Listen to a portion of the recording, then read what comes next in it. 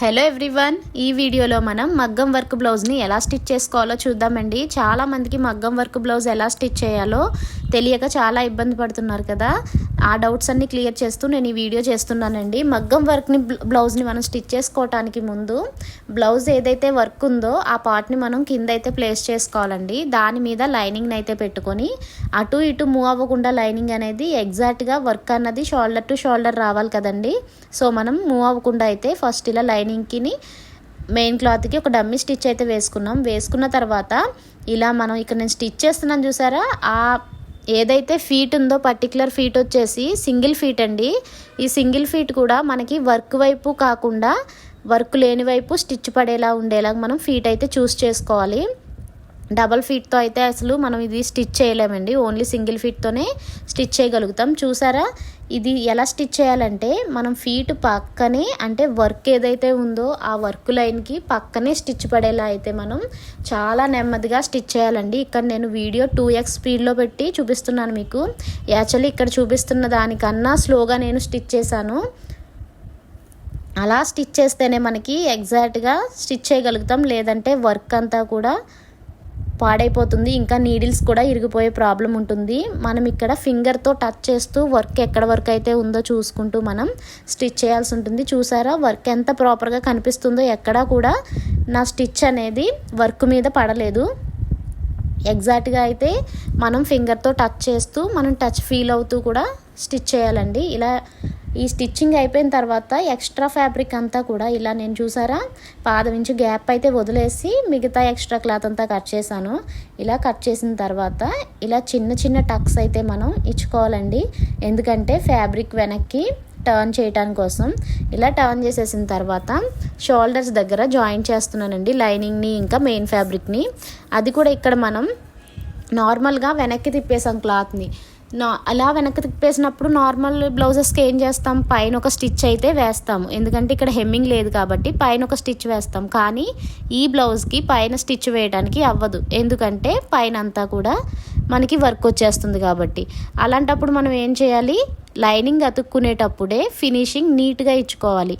ఇక్కడ చూసారంటే నేను 2 హ్యాండ్స్ని యూస్ చేస్తూ లైనింగ్ని ఇంకా మెయిన్ ఫ్యాబ్రిక్ మీద ఉన్న వర్క్ నీట్గా కనిపించేలాగా లైనింగ్ని అడ్జస్ట్ చేస్తూ స్టిచ్ చేస్తున్నాను. ఎందుకని మనం ఇక్కడ లోపల హెమ్మింగ్ కానీ మనకి పైన స్టిచ్ కానీ రాదు కాబట్టి మనం ఈ లైనింగ్ అటాచ్ చేయడంలోనే ఫినిషింగ్ తీసుకురావాలి. ఇది చేయడానికి చాలా టైం పడుతుందండి. మనం మామూలుగా కుట్టే ఒక బ్లౌజు ఒక 1 అవర్లో కుడితే ఇది మాత్రం దానికి డబల్ టైం పడుతుంది. చూసారా, అలా అడ్జస్ట్ చేసుకుంటూ స్టిచ్ చేయడం వల్ల ఇలా నీట్గా అయితే వచ్చింది. ఇప్పుడు నేను ఇక్కడ చూపిస్తున్నది, నేనైతే ఇక్కడ డాట్లెస్ అయితే స్టిచ్ చేస్తున్నానండి. బ్లౌజు ప్రిన్సెస్ కట్ బ్లౌజ్ అంటాం కదా, ఆ బ్లౌజ్ అన్నమాట. సో దానికోసం నేను ఫ్రంట్ సైడ్ ఇలా ఫ్యాబ్రిక్ని అయితే అటాచ్ చేస్తున్నాను. చూడండి, ఇది ఎలా అటాచ్ చేస్తున్నాను అన్నది మీకు చూస్తేనే అర్థమవుతుంది. సో చూస్తున్నారు కదా, ఇలా లైనింగ్ని అయితే మెయిన్ ఫ్యాబ్రిక్ మీద పెట్టుకొని మనకి నెక్ అయితే ఎక్కడికి వస్తుందో షోల్డర్ ఎగ్జాక్ట్గా చూసుకుంటూ అటాచ్ చేయాలండి. ఇలా అటాచింగ్ చేసిన తర్వాత హాఫ్ ఆఫ్ ది ఫ్యాబ్రిక్ని నేను ఇక్కడ కట్ చేసేస్తాను, ఎందుకంటే ఇది ఫ్రంట్ కదా, ఈ ఫ్రంట్లో ఇది హాఫ్ పార్టేనండి. ఇక్కడ నేను చూపిస్తున్నది అయితే ఫుల్ పార్ట్, హాఫ్ పార్ట్ వరకే మనం కుట్టుకోవాలి. ఇక్కడ ఇలా కుట్టుకున్న తర్వాత చూడండి, కటింగ్ చేసేటప్పుడు మీకే అర్థమవుతుంది. దీనికి ఎక్కడా కూడా హెమ్మింగ్ ఏం అవసరం ఉండదండి. మనం హుక్స్లు పట్టీలు కాజా పట్టీలు వేసినప్పుడే తప్ప మిగతా అంతా కూడా ముక్క తిప్పేయటమే ఉంటుంది. చూసారా, నేను హాఫ్ పార్ట్ని అయితే తీసేసాను కదా, అది ఇప్పుడు ఎలా స్టిచ్ చేస్తున్నానో చూడండి.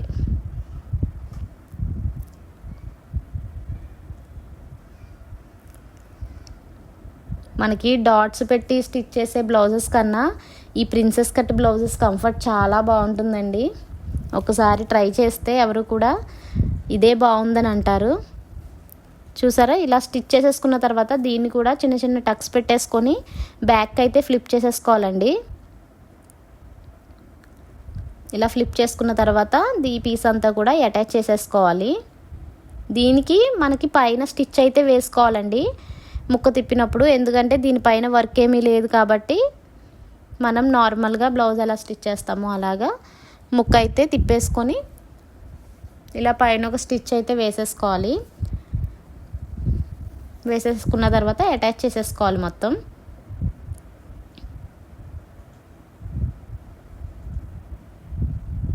ఇప్పుడు అటాచ్ చేసేసుకున్న తర్వాత ఇది వచ్చేసి ఫ్రంట్ పార్ట్లో మనం ప్రిన్సెస్ కట్ చేసాం కదండి.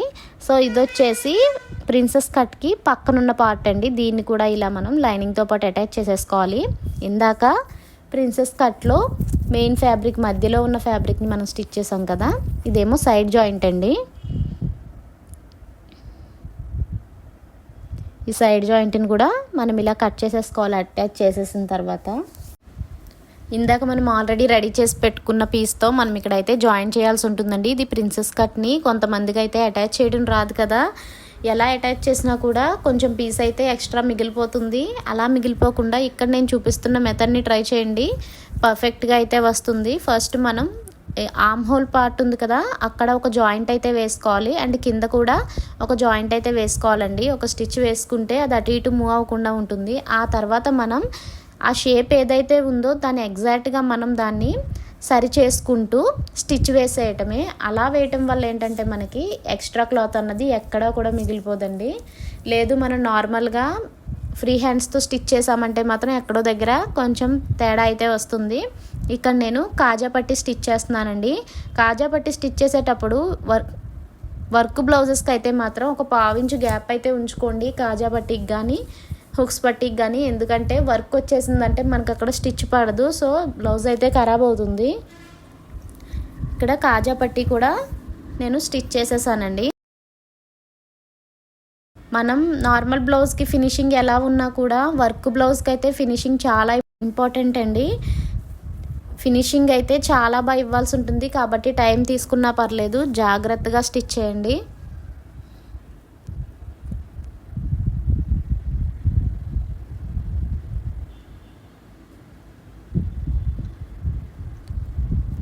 ఇక్కడ మీరు చూస్తుందంతా కూడా నేను 2x స్పీడ్లో పెట్టానండి. నేను ఇంతకన్నా చాలా స్లోగా స్టిచ్ చేశాను. ఇక్కడ చూస్తున్నంత స్పీడ్గా నేను స్టిచ్ చేయలేదు. మీ వీడియోలోనే తెలుస్తుంటుంది చాలా స్లోగా స్టిచ్ చేస్తున్నాను, కానీ ఎగ్జాక్ట్గా వీడియో చేసేటప్పుడు ఇంకా స్లోగా స్టిచ్ చేశాను. వర్క్ బ్లౌజ్ కదండి, ఎక్కడా కూడా తేడా వచ్చినా నీడిల్స్ ఇరిగిపోతాయి. ఒక్కొక్కసారి మన చేతికి కూడా గాయాలు అయ్యే పరిస్థితులు ఉంటాయి. చాలా జాగ్రత్తగా అయితే మనం స్టిచ్ చేయాల్సి ఉంటుంది. ఇప్పుడు బ్లౌజు బ్యాక్ పార్టు ఇంకా ఫ్రంట్ పార్ట్ కూడా అయిపోయింది కదండి. నెక్లు కూడా మనం స్టిచ్ చేసేసాము.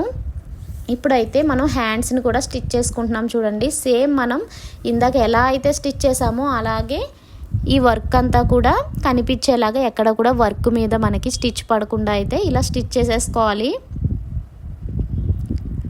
స్టిచ్ చేసేసుకున్న తర్వాత ఎక్స్ట్రా క్లాత్ అంతా కూడా కట్ చేసేసుకొని బ్యాక్కి తిప్పేసుకోవాలండి. కేవలం నేను ఇక్కడ వరకే ఈ వీడియో అయితే చేశాను, ఎందుకంటే మిగతా పార్ట్ అంతా కూడా మనకి మ్యాక్సిమం ఎలా స్టిచ్ చేయాలో తెలుసు కదా. బ్లౌజ్ ఎలా స్టిచ్ చేయాలో అలాగే స్టిచ్ చేసుకోవాలండి. ఇంకా ఆ బ్లౌజ్ కూడా ఎలా స్టిచ్ చేయాలో తెలియకపోతే మన ఛానల్లో వీడియోస్ ఉన్నాయి, వెళ్ళి చెక్ చేయండి. ఇదైతే మనకి బ్లౌజ్ అయితే రెడీ అయిపోయింది. నేను లాస్ట్లో పిక్చర్ కూడా యాడ్ చేస్తాను చూడండి. ఇలాంటి మరిన్ని వీడియోస్ కోసం మన ఛానల్ని సబ్స్క్రైబ్ చేసుకోండి. ఇంకా మన ఛానల్లో చాలా వీడియోస్ ఉన్నాయి, మీకు ఏమైనా ఉపయోగపడతాయేమో వెళ్ళి చెక్ చేయండి. Thank you for watching.